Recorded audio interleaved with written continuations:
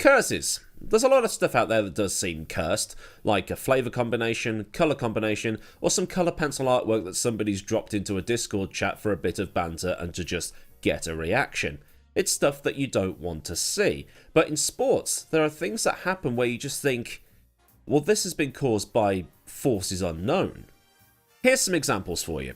When Derby County needed a new stadium, they moved onto land owned by some Romany gypsies that they then forced to move so they could build the new ground.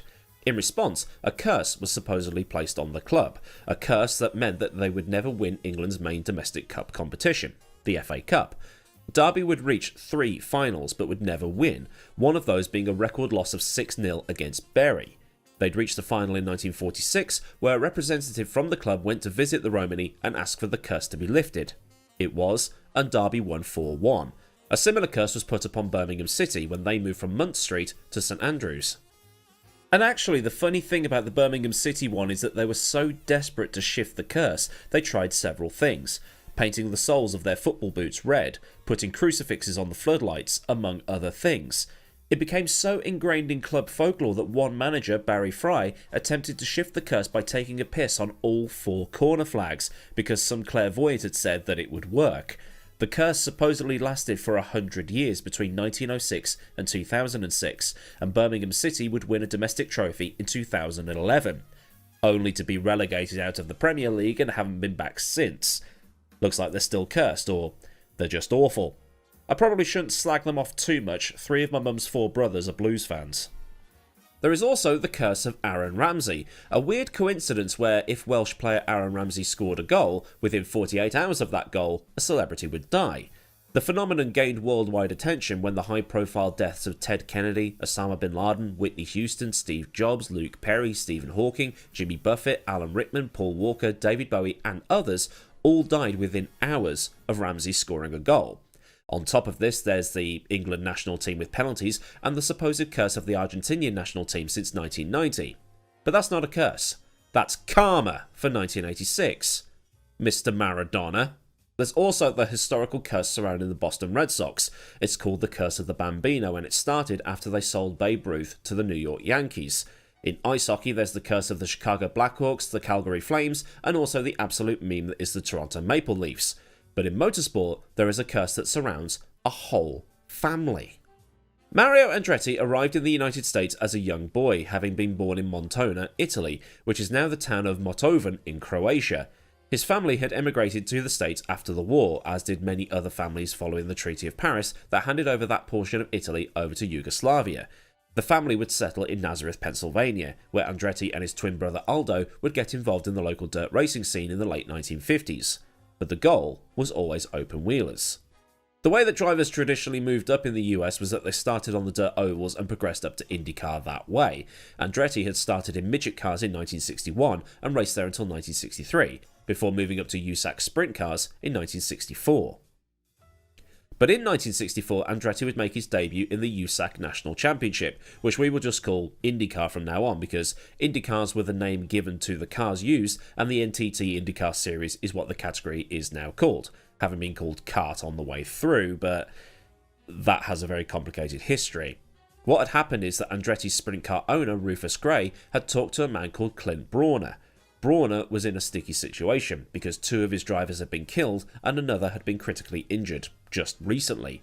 But after watching Andretti drive, Brawner took a chance on the now naturalised US citizen.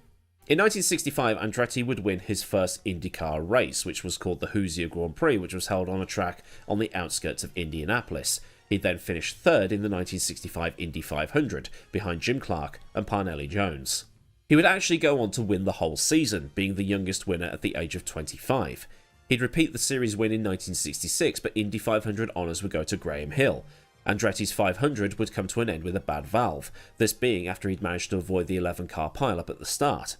In 1967, he'd lose a wheel after 58 laps, and then in 1968, he retired, climbed into another car, and retired again. In 1969, he would finally win America's greatest race, but it wasn't easy. In practice, he crashed heavily and the car caught fire, badly burning his face, meaning that his twin brother had to step in and do all of the official photographs because Andretti's face was too badly burned. Come race day, Andretti was back in the car, and he actually managed to win. There's probably a dedicated video in all of that, but after that, it all went tilt. Bleacher Report did a full timeline, which has been quite helpful for someone who knows little about American motorsport. So here it is. In 1971, he crashed after 11 laps and finished 30th. In 72, he ran out of fuel with 6 left on the board. 73, bad piston. 74, bad valve. 75, missed the Belgian Grand Prix to race, but crashed. In 78, he went 8 laps down because of a bad spark plug, but he did win the Formula 1 championship that year. In 1980, he was 20th. In 1981, well, this one needs its own video because nobody knows who the hell won. In 1982, he crashed with Kevin Kogan and was out before it had even started. 83, crashed. 84, set a 1-lap record for the speedway, but the car died on the 4th lap, so he started 6th. He'd then go on to dominate the race before the car died. 85, another for its own video, the Danny Sullivan spin to win race. Sullivan spun, losing the lead to Andretti, but then came back to pass him anyway. In 86, he started from the back because he'd crashed in practice, and then only lasted 19 laps. In 87, he dominated before electrical issues ended the race.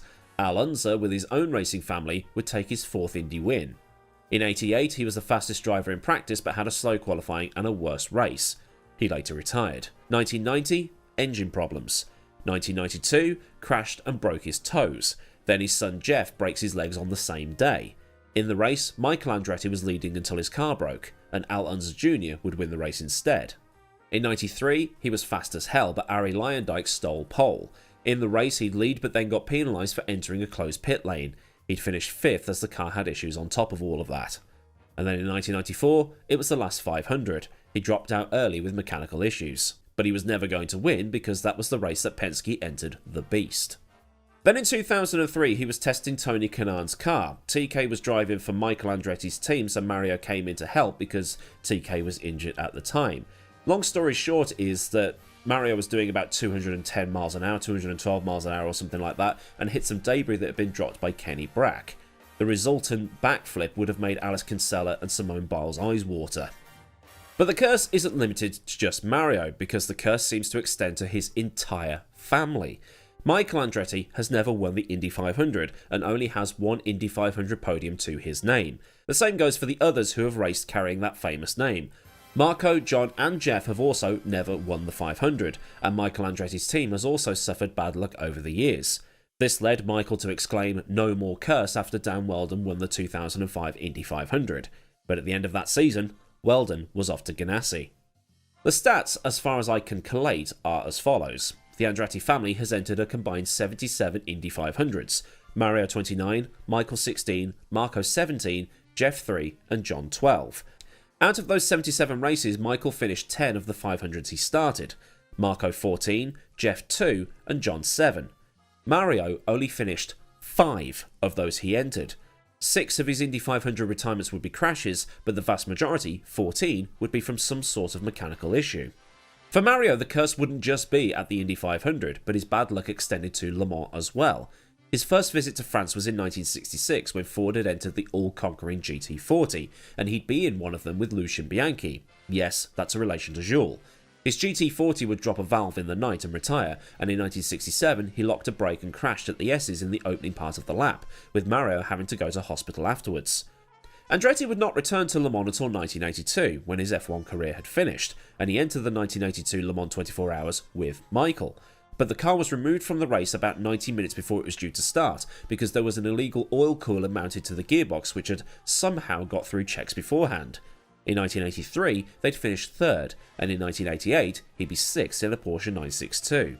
Then in 1995, he'd be 2nd overall and 1st in class, 1995 being the year that McLaren won, and Andretti could have won overall if he'd not had a late pit stop. The pit stop was to clean grime off the windscreen so that the sponsor logos were more visible. It's not just Ron Dennis that was at it that weekend. If you're an Andretti fan, the numbers must make for some horrible reading. The other racing family in the US, the Unsers, had won the Indy 500 a combined 9 times total across Al Jr. and Bobby. The Unsers have also won the USAC Kart Indy titles a combined 7 times. The Andrettis, on the other hand, have won 5 combined, 4 with Mario and 1 with Michael. Michael also has the unwanted record of having the most laps led and most laps completed without winning the Indy 500. Mario Andretti is American racing royalty, the same way that Michael Schumacher is in Europe. Mario is also the only person to have won the Daytona 500, the Indy 500, and the Formula 1 World Championship, and along with Juan Pablo Montoya, he's the only person to have won in F1, IndyCar, and NASCAR. Mario is also only one of 3 drivers to score a pole position on debut in Formula 1, 1950 season excluded. He achieved that in 1968 in the only race he ran that year, while Carlos Reutemann would do it in 1972 and Jacques Villeneuve in 1996. On top of all this, he'd be Formula 1 World Champion in 1978 with Lotus. And if you were to put a gun to my head and say rank the top 5 racing drivers of all time based off all-round driving ability, the top 3 is Jim Clark, Sebastian Loeb, Mario Andretti, without question. Then it's a scrap between Graham Hill and Jackie Ickx underneath that. But then you've got to include the likes of Fangio, Moss, Christensen, Stewart and so on before you even begin to entertain the likes of Schumacher, Senna, Hamilton, Verstappen and so on. The most famous, most revered and probably the most universally successful driver that raced under the Stars and Stripes only won America's most famous race just once and would only finish 5 in total due to mostly mechanical failures, and that would make the most sceptical person towards the supernatural think there is some sort of unseen entity screwing with things. If Marco Andretti ever wins the Indy 500, that might be the only time we'll be able to say that the curse has been lifted. So then, a look at the biggest curse in motorsport, the Andretti Curse. If this has been new to you, then do like the video so I know I've done a good job, and for more like this, get subscribed with the bell on so you never miss out on anything else I do around here. Massive thanks as ever to the kind folk of Patreon, and if you want to contribute to the picture purchasing piggy bank for whenever I need to buy up images for the channel, there is a link to Patreon in the description along with links to Discord and my socials. There's also a button for memberships if you want to be a bit more overt with the support. And there's also super thanks for the one and done type of contributions. So until next time, I've been Millward. Have a great day wherever you are, and goodbye.